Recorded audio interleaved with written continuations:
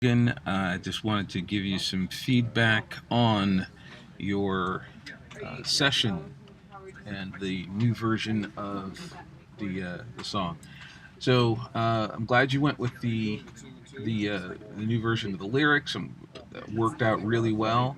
I like the bridge even. Feels like it falls right in line with what you've got, with the rest of the song. So good job there. So that stands up pretty well.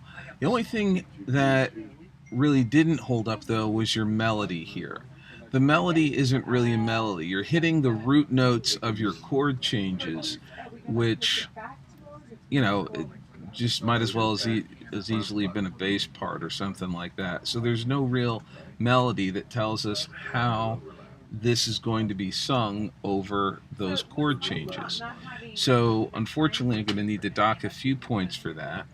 Um, but it is something that you can easily work around. So when you come in the next time when you're recording your vocals, I'm sure you'll have some type of melody that goes along with this. Now, part of the other thing I wanted to talk about was the fact that there's no real delineation between your verses and your choruses in terms of chord progression, change up dynamics, and I'm sure once you get further into the production that will change.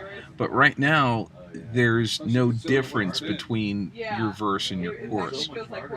So taking a look at what you're using as your chord progression, I'm like, okay, well, that's a really interesting chord progression and it goes really well.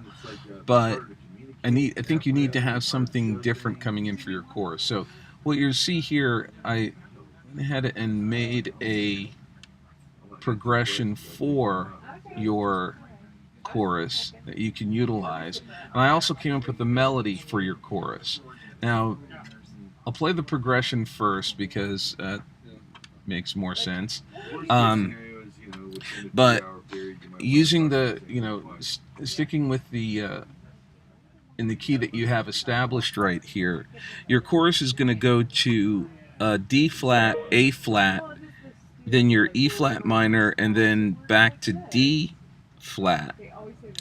And then it will change to an E flat, the E flat minor. Then you're going to go to an F minor, a B flat minor to B, and then back to the first. So anyhow, I'll play. And don't worry, I'm going to send you a copy of this session so that you'll have this as a reference.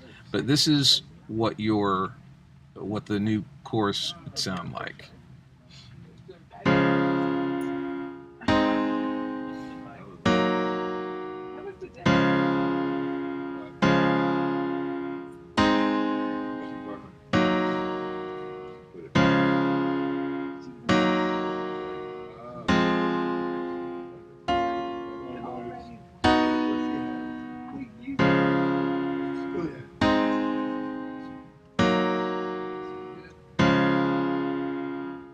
Okay, so to reiterate, and I'll blow this up for you so you can actually see what's going on.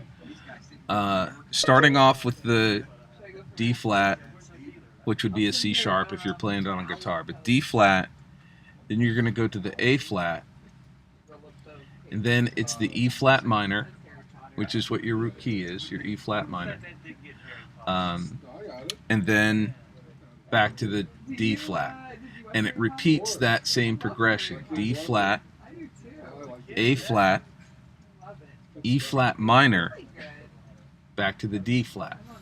Now here's where it changes up for I think the third line in the chorus. Okay, that's going to be an E flat minor, then to F minor, then to a B flat minor, and then a regular B,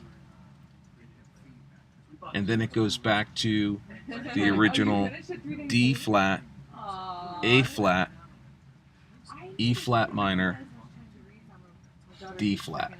Okay. So the melody that goes along with the chorus, beautiful to see, but sometimes leaves a mark. A flower in the night whose petals all are dark. Black lotus, why'd you go astray and leave it all behind? A foolish opportunity, and you've wasted all my time. So let's take a listen to what that melody would sound like. Right here.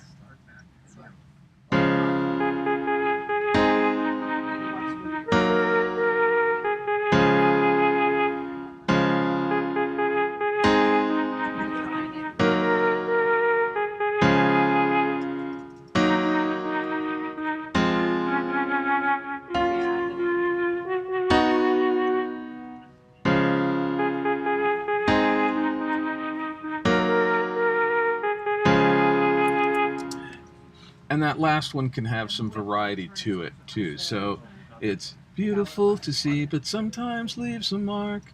A flower in the night whose petals all are dark. Black lotus, why'd you go astray and leave it all behind? A foolish opportunity, you've wasted all my time. Okay, so you see how that plays in with the melody and the harmony. So let's take a listen to it again, and I'll sing along with it. Da-da-da-dum. Beautiful to see, but sometimes leaves a mark. Flower in the night, whose petals all are dark. And then we go to the change. Notice why'd you go astray and leave it all behind? Foolish opportunity, you've wasted all my time. So this is going to be in your folder when you download it. You'll have the session along with it. If you have any questions, let me know, and we'll go from there. We'll talk to you soon. Peace.